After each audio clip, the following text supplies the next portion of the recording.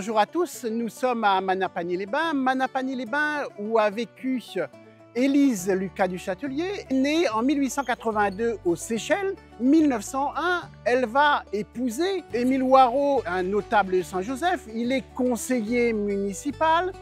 Il a aussi donc un magasin de vêtements dans le centre de Saint-Joseph.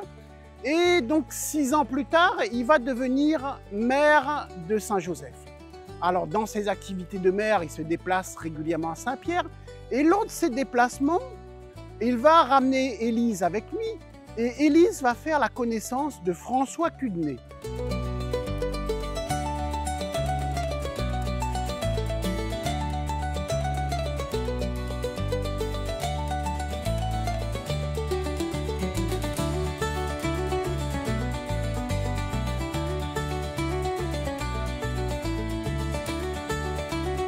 François Cudenay est un artiste, va très rapidement se mettre dans la photographie.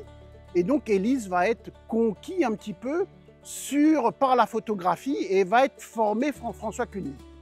Élise va donc se mettre à la photographie. Plusieurs éléments de Saint-Joseph vont être immortalisés. À titre d'exemple, on a l'inauguration du pont de la ravine Manapany.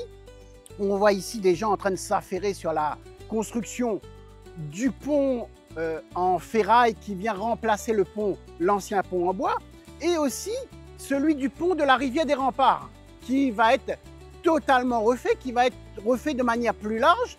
Et l'année suivante, en 1913, elle va prendre aussi en photo l'inauguration du pont de la rivière des Remparts, où on voit des officiels avancés, ornés de leurs chapeaux coloniaux.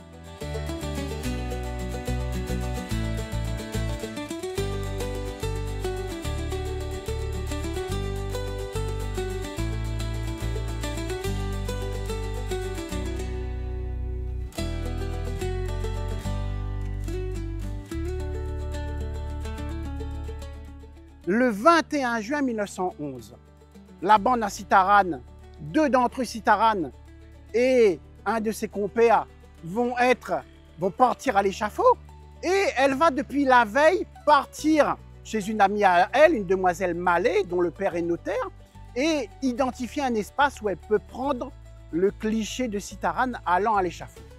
À 6h15 du matin, donc la foule commence à crier, elle se met prête à prendre cette photo, et donc à un moment où Citaran est interpellé par un manifestant fortement, il arrête sa marche et elle prend le cliché, l'un des seuls clichés de Citaran à La Réunion, parce qu'effectivement, il faut savoir que les photographes à l'époque ont eu un peu peur de prendre des photos de Citaran, et c'est l'un des seuls clichés où l'on voit Citaran partant à l'échafaud, prise par Élise Hoareau Lucas du Châtelier.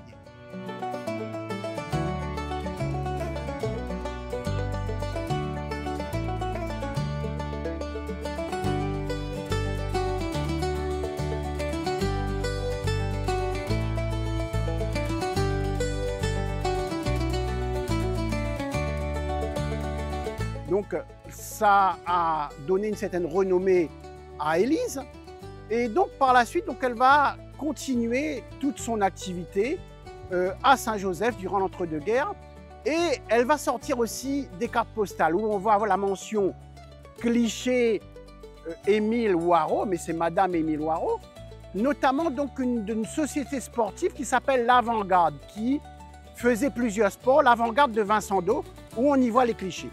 Elle va donc décéder donc en 1940, et on n'entendra plus parler de ces différents clichés pendant près d'une 50aine d'années.